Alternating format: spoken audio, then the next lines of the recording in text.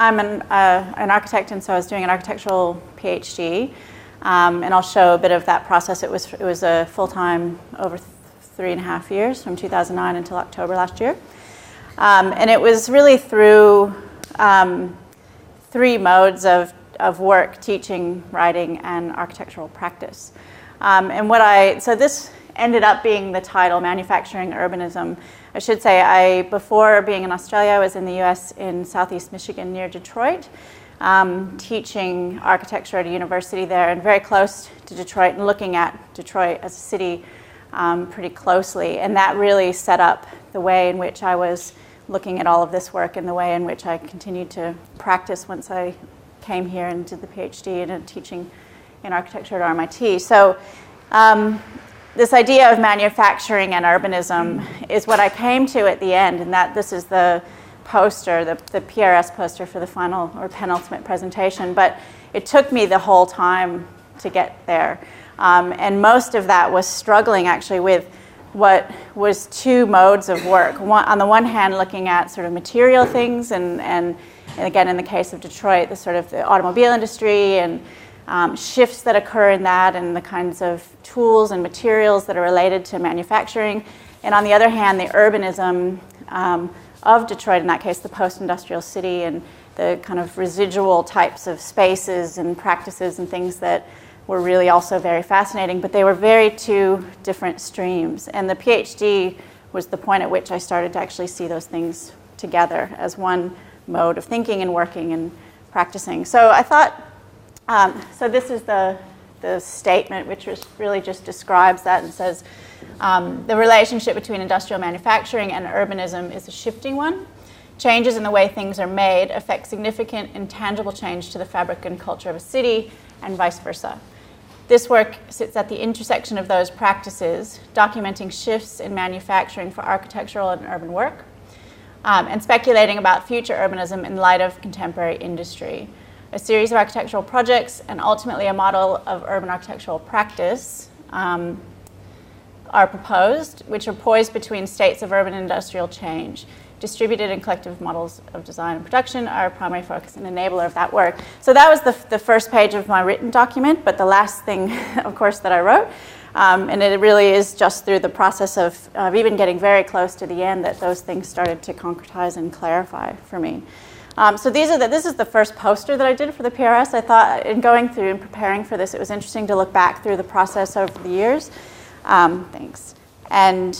And see how things changed. I had several different titles, for example, but they all, in hindsight, reflect this kind of tension and struggle about having 2 things going at the same time, equally interesting to me, but seemingly completely divergent. One, a material scale work, and the other, an urban scale work. So architectural assemblies was the first one, which was, again, about architecture, but also about the kind of modes of making and modes of industry and how those things start to come together. Always with a kind of, if you don't have to read any of the descriptions, but the words that pop out are always somewhere caught between material and urban sorts of concerns. The next one is still the same title.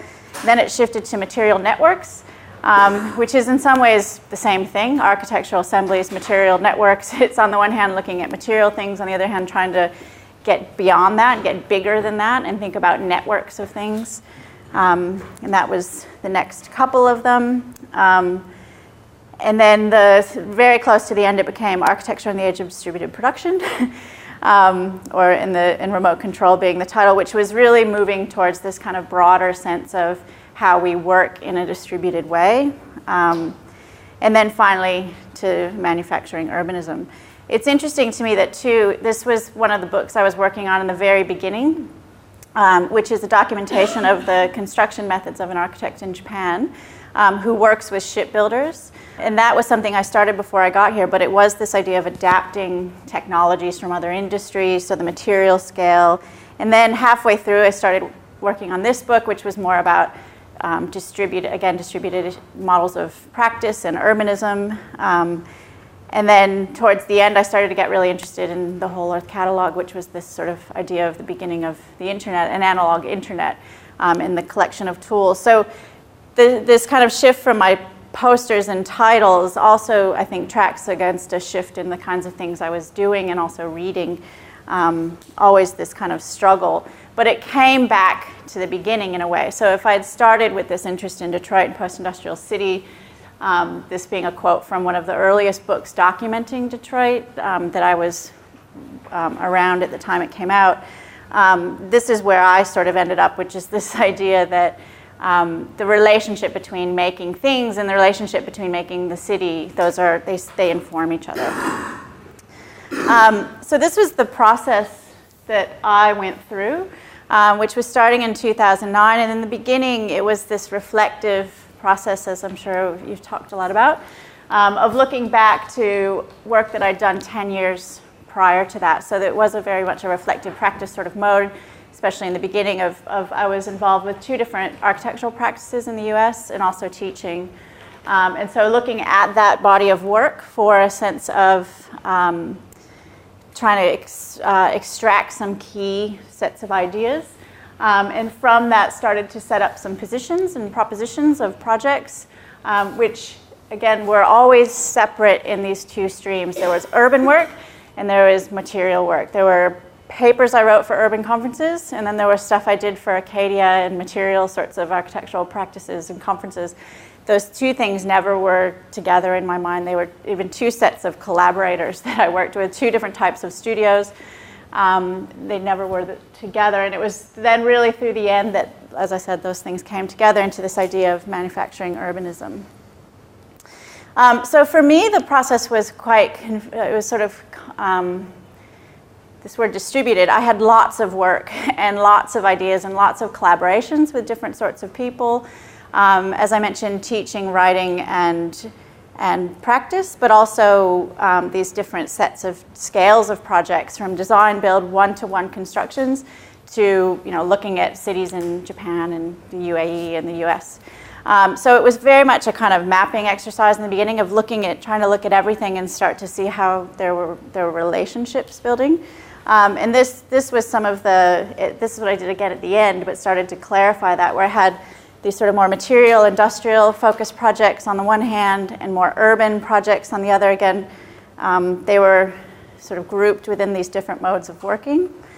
And that was this point of clarification through the PhD process for me. That's the stuff that started to come together in the middle, and the relationships across those 2 streams is what became really exciting. So not just that there were 2, but that there was this, by setting up those 2 things, you got a space between them where I could start to curate and script new work and new sets of collaborations and sort of new ideas. And that's where some of the existing projects fit within that. So I was looking at, again, manufacturing, but this is images of Detroit factories, the buildings, the spaces in which those things happen, but also the materials and the tools. And in the beginning, actually saying, okay, well, it's not as much about what happened, but what's left after it's gone. And so the earlier projects were about those kind of reclaiming those residual sets of tools and materials for projects, and that's what the one-to-one design build works were. But these are just some of the buildings I looked at: the Fiat factory, vertical factories versus horizontal factories, again, because of the influence on cities. So whether it's obviously a small footprint versus a 500-meter building, the impact on the city is quite different. So these shifts in technology were changing the urban fabric. And these are images of Detroit, so you can see the results of that by looking at some of these images. But then again, sort of towards the end, when I started to look at the relationships between these things, I started to become interested in not just the physical impact on the city, but the impact that technologies and research in industries like the automotive industry have on cities in a futuristic sort of way. So these are images from the World's Fair in 1939, where General Motors, the Futurama Pavilion, where they were effectively predicting what would become the reality of most American cities with the highway network. So the early exodus to the suburbs, and then 30 years later, when they then started to colonize the sea and the moon and space. And so these ideas coming from industrial technologies, but predicting how they might inform future worlds and future cities, some of which happened and some of which didn't. But this was what I became interested in, is that there is this kind of idea that by looking at the way things are made, you can actually exponentially start to think about where that is projected in the future in a sort of utopian way. But those utopias don't always live up to, or maybe never live up to, what is predicted.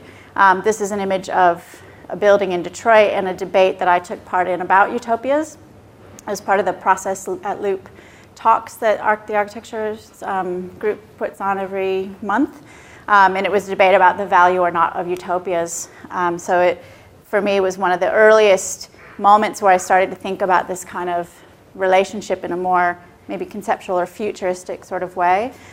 So looking back again at Detroit's, the GM Pavilion, and what happened to it in the future. This is what it looks like now. This is on the side of I-94 in Michigan. And the residual effects of those World's Fairs in general, not just through GM, but in general, the sort of putting ideas way out ahead, leapfrogging technologies and ideas way out ahead of what we can use them for in a sort of everyday way. But what happens when it doesn't live up to that expectation? So this, for example, bubble cities are another example of that. These are images of Tokyo in Odaiba, where the real estate boom didn't finish. Or burst, and so you get these kind of strange residual spaces in cities. The construction boom in the Middle East as well, in Dubai. And really my interest is in those kind of what's left over. So what's left over when industry starts to fail and then when cities start to shift.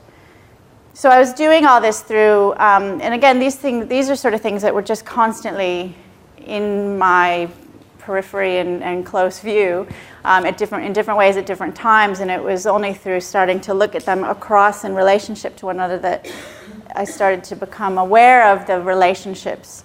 And so the PhD was as shown in the diagram about writing. So that book, Entropia, was a book of student work through a workshop in Detroit about these issues.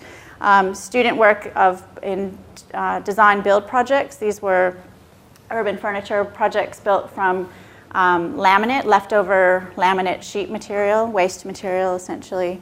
And similarly here, the next version of that, looking at aluminum panels. My own work, competitions, design projects. This was a project reusing an outmoded water tank storage in cities.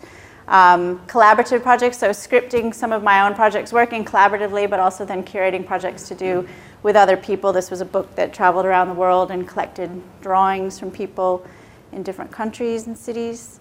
And then the ultimate, I guess the outcome of that was the establishment of a practice. So at the end of the PhD process, where that kind of middle space between urbanism and industry came together for me, that was a way of saying, okay, well, what do you do with that? And that's when I set up a practice with Anna Tweedale, who's here, called Studio Apparatus, so the beginning of the sort of end of my PhD was the beginning of a practice. And so the idea is that one of the outcomes is the future work that comes through that practice. So the exhibition was just adjacent to where Susie had hers. It was in the narrow corridor in the design hub. Again, we were the first crop of students to use that, so it was very much about trying to figure out how to do it. And I had this WebForge wall. So I used magnets, as all the students are using now, for pinning up in that building, in the walls in this building. But the curation of my work was trying to somehow map out that there were these moments of kind of really intense work or observation about cities, and then filtering through that were the projects that sort of related to that in different ways. And it was all organized through a series of cards that were then hung on magnets on the WebForge with the passport book, the physical book, on the table in front. So the drawing of that, which you can't really see, but it was about 5 meters by 1.5, And it was, everything was in this same unit, but it constructed larger images or smaller images. And it was trying to, again, not just sort of say there are these two things in a space between, but actually through the exhibition try to figure out some new relationships between some of those projects as much as possible, while also trying to keep it a bit clear for those that were coming in fresh to look at it. So I set up a little small sort of table from the wall with the books that I was working on through the process, the table for the passport book. And then the process was, as I'm sure you've talked a little bit about, sort of curating the conversation, performing the work through this hour-long presentation that you have to do. So for me, it was starting with some of the early work and reflection, but then really sort of calling out certain projects and certain observations that were on the wall, and then moving through, so setting that stuff up, and then moving through, finally finishing with the book, and then at the end of that, the idea of manufacturing urbanism and the practice that came out of it, and then of course the discussion with the examiners. So that's where I left it, and then since then, I guess I just thought I'd very quickly sort of say where it's going, because for me it was, there was this moment in the process where, I mean, it just happens to everyone, where you just don't want to finish, or you're not sure you can finish, and right around the penultimate, I felt like for me it was I sort of just got it, like I just figured it out. I know there's this clarity about what I can do now through all of this work, and so it's almost like there's another whole PhD just in teasing that out. And because the setting up of the practice was sort of new, it also felt a little bit like, shouldn't I get that going and get some projects, and really thought about extending it for another year or so, but then didn't, with very good encouragement from colleagues and supervisors and friends, and I'm really glad that I finished, because the result of just having completed that is for me the moment at which I feel like I can now actually do a lot of that stuff, rather than trying to still fit it in all to that same framework in some way or form. So it's sort of sort of validation or excuse to have a whole new set of things going on. So some of that for me is now especially these two projects. One is a studio I'm teaching now called Made in Melbourne, which is, again, try to bring this connection between spaces, sites, and methods of making, tools and techniques and methods of making in the CBD. So it's a factory in the city. And then also looking at that in Vietnam. I've been spending some time at the CPRS in Vietnam, and setting up a new urban design program here that will have a studio in Vietnam. And so I'm looking also at ways of making materials and things in Vietnam, which again is interesting in this idea of technology because of leapfrogging ahead of some of the things that you can do in other places. So it's becoming this relationship between the two, these two projects at the moment. But yeah, so that's where I'm going now.